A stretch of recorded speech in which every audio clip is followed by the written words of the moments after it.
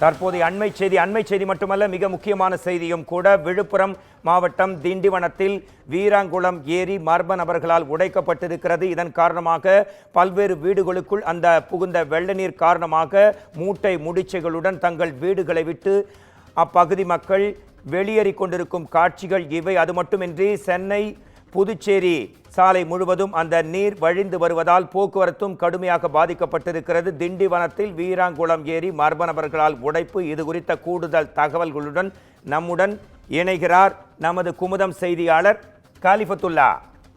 காலிஃபத்துல்லா, உங்கள் உடனடி தகவல்களை நீங்கள் தரலாம். பெஞ்சல் புயல் காரணமாக விழுப்புரம் மாவட்டம் முழுவதும் பல்வேறு இடங்களில் மழை பெய்தது.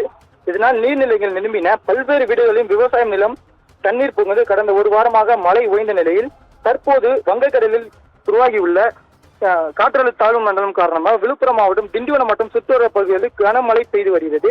இந்த நிலையில் காவிரிப்பாக்கம் ஏரி நிரம்பி வீராங்குளம் ஏரியில் தண்ணீரானது கர்நாவூர் வழியாக கடலுக்கும் செல்லும் நிலையில் மர்ம நபர்களால் தற்போது திடீரென ஏரி மது பகுதியை உடைந்ததால் அதிலிருந்த வெளியேறிய தண்ணீர் திண்டிவனம் வகாப் காந்தி நகர் உள்ளிட்ட பல்வேறு போன்ற 500க்கும் மேற்பட்ட பகுதிக்குள் வீடுகளில் தண்ணீர் புகுந்தது. இதனால் பொதுமக்கள் கடும் அவதியடைந்து உள்ளனர்.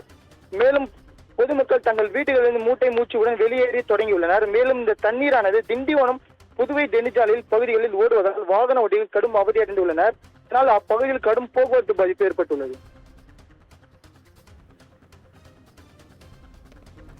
மக்கள் பாதிப்பு மட்டுமல்ல, திண்டிவனம் புதுவை அந்த நெடுஞ்சாலையிலும் போக்குவரத்து பாதிக்கப்பட்டிருக்கும். அண்மை தகவல்களை தந்ததற்கு நன்றி காலிஃபுல்லா.